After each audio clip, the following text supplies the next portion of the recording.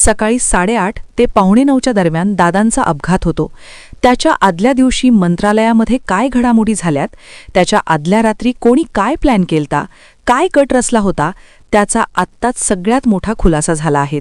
होय, आता घातपाताचा खरा माइंड मास्टर कोण आहेत, त्यांनी कशी गेम फिरवली, कसा सगळा घात घडवून आणला, त्याची पुराव्यासकट माहिती आपल्या हाती लागली आहे. आणि ही सर्व माहिती मी संपूर्ण महाराष्ट्राला आत्ताच उघडपणे जाहीरपणे दाखवणार आहेत. काही जण म्हणाले की दादांचा अपघात आहे, काही जण म्हणाले की दादांचा घातपात आहे, काही जण म्हणाले की दादांच्या अपघातावर राजकारण केलं जातंय. परंतु सत्य काय आहेत हे अजून महाराष्ट्राच्या जनतेसमोर आले नव्हतं. परंतु हे खरं सत्य आज आपण आत्ताच तुमच्यासमोर मांडणार आहेत. फक्त तुम्हाला एक काम करायचंय, हा व्हिडिओ पूर्ण शेवटपर्यंत बघायचा आहे. कुठेही अजिबात अर्धवट व्हिडिओ सोडायचा नाही, कारण की व्हिडिओच्या शेवटी आपण तुम्हाला ते सगळे धक्कादायक पुरावे दाखवणार, ज्यानुसार यामध्ये कोण खरा गुन्हेगार आहेत, कोणी सगळा कट रचला, त्याची नावसगट, पुराव्यासगट माहिती शेवटच्या मिनिटात सांगणार आहे. त्यामुळे हा व्हिडिओ पूर्ण शेवटपर्यंत बघा. दादांच्या अपघातावर संपूर्ण महाराष्ट्र शंका उपस्थित करीत आहे. या संपूर्ण प्रकरणामागे काहीतरी घात आहेत असं सगळ्यांना वाटतं. दररोज काही ना काही माहिती भेटते, परंतु समाधानकारक माहिती अजूनही भेटली नाही. जे नेमकं पडद्यामागं काय झालं, पडद्यामागून कोणी सगळा प्लॅन केला, ते मात्र आजपर्यंत सगळं महाराष्ट्राच्या जनतेपासून लपलेलं आहे. नेमकं या सगळ्या दुर्घटनेमागे काय सत्य आहेत, दादांसोबत नेमकं काय झालं, हे महाराष्ट्राच्या जनतेला आजपर्यंत कळलं नाही. पहिल्या दिवसापासून एक सर्वसाधारण कारण सांगण्यात आलं की विमानाची धावपट्टी दिसली नाही, आकाशात धुके होते आणि वैमानिकांची चूक झाली, त्यामुळे विमान खूप कमी उंचीवर आलं आणि ते खाली आपटलं आणि अपघात झाला. परंतु हे विमान आपटलं की कोणी त्याला आपटायला सांगितलं होतं, की कोणी या वैमानिकांना काही बाहेरून सूचना देत होता का, कोणी या वैमानिकांना मॅनेज केलेलं होतं का, याकडे संपूर्ण संशयाची सुई फिरत आहे. विमान कंपनीचा मालक म्हणतोय, ठोक दिया, विमान ठोक दिया, उसमें अजित दादा की जान गई. परंतु या विमान मालकाने किंवा इतर काही नेत्यांनी कसा सगळा आधीच प्लॅन केलेला होता, याची सगळी गुप्त माहिती आपल्या नुकतीच हाती लागली आहेत. हे मी तुम्हाला पुढे व्हिडिओ डायरेक्ट दाखवणार, त्यामुळे तुम्हाला फक्त शेवटपर्यंत हा व्हिडिओ बघायचा आहे. कारण की व्हिडिओच्या शेवटी आपण तुम्हाला अशा काही गोष्टी दाखवणार, असे काही धक्कादायक खुणाशी करणार आहेत, जे बघितल्यानंतर तुम्हाला आश्चर्याचा धक्का बसेल. त्यामुळे फक्त पूर्ण शेवटपर्यंत व्हिडिओ बघा. नुकतीच सीआयडीच्या ऑफिसमध्ये व्ही.के. सिंग याची चौकशी करण्यात आली, ज्यामध्ये व्ही.के. सिंग म्हणाला की यामध्ये जर मी दोष आढळतो, यामध्ये जर माझा काही हात असला तर मला कठोर शिक्षा करा. परंतु यामध्ये सगळी चूक ही वैमानिकाची आहेत. परंतु मग आता सीआयडी तसंच इतर ज्या तपास यंत्रणा आहेत, त्यांना या संपूर्ण प्रकरणाच्या खोलात जाऊन चौकशी करणं गरजेचे आहेत. सगळ्यात प्रथम दृष्ट्याचं बघितलं तर फक्त हेच दिसतं की दादांचा अपघात झालेला आहे, कारण की आजपर्यंत कोणतेही मोठ्या नेत्याचं किंवा कोणाचं नाव आलेलं नाहीत. परंतु एक गोष्ट नोटीस करण्यासारखी आहे की ही जी विमान कंपनी आहेत, या विमान कंपनीचे काही मोठ्या राजकीय नेत्यांसोबत संबंध आहेत, काही मोठ्या मंत्र्यांसोबत संबंध आहेत. त्यामुळे या संपूर्ण प्रकरणाला कुठेतरी अपघातच दाखवायचं असं सुद्धा काही लोकांचा डाव असू शकतो. जर अपघातच दाखवला तर कोणाचं नाव सुद्धा समोर येणार नाही आणि यामध्ये कोणी अटकणार सुद्धा नाही.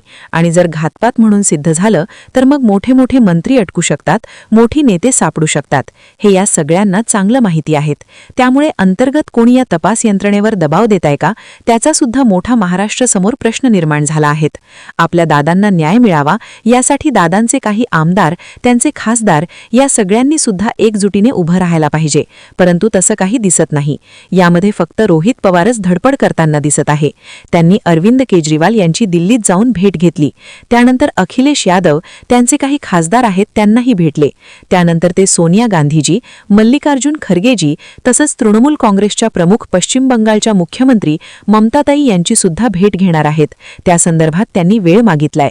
रोहितदादा पवार या केंद्रातील जे सगळे मोठे विरोधक आहेत, सत्ताधारिकांचे, त्या सगळ्यांना एकत्र आणून दादांचा प्रश्न संसदेत मांडणार. संसदेतच का मांडणार आहेत, कारण की हा मुद्दा केंद्रीय आहेत.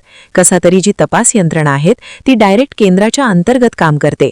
सीआयडीच्या वरती जी एक तपास यंत्रणा आहेत, जिनं आत्ताच एक अहवाल दिलता, यामध्ये म्हणलं होतं की विमान एका झाडावर धडकलं, ती तपास यंत्रणा डायरेक्ट केंद्रीय लेव्हलला काम करीत असते. त्यामुळे दादांचा प्रश्न हा केंद्रस्थानी घेऊन दादांना न्याय द्यावा असं रोहित पवारांचं मत आहे, किंवा त्या दृष्टिकोनातूनच ते प्रयत्न करीत आहे. आपल्याला त्यांना न्याय मिळावा यासाठी संपूर्ण महाराष्ट्र प्रतीक्षा करीत आहे आणि 100% दादांना न्याय मिळणार. यामध्ये जे पण कोणी आरोपी असेल त्यांना लवकरच पकडलं जाणार आणि शिक्षा होणार. आपल्या दादांसाठी या व्हिडिओला एक लाईक तर लगेच करा. शेवटपर्यंत फक्त व्हिडिओ बघा, अजिबात कुठे या व्हिडिओ सोडू नका.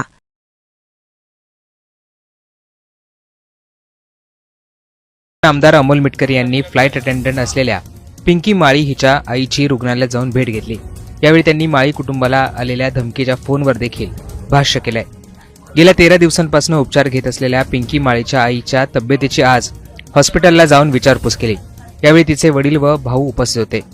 व्हीएसआरचा मालक VK सिंग याने व्हॉट्सअप कॉलवरून मीडियापासून दूर राहण्याची भावाला धमकी दिल्याचे रेकॉर्डेड कॉलवर ऐकलं, ज्यात पायलटने अजित पवार इनके फ्लाइट को ठोक दिया अशी वापरलेली भाषा ही व्हीएसआरचे अंडरवर्ल्डशी संबंध तर नाही ना, अशी शंका उपस्थित करते. एक मात्र खरंय, हे प्रकरण वरवर जसं दिसतंय तसं सोपं नाहीये. आपल्या दादांचा घात झालाय, जस्टिस फॉर दादा असं मिटकर यांनी त्यांच्या पोस्टमध्ये म्हटलंय.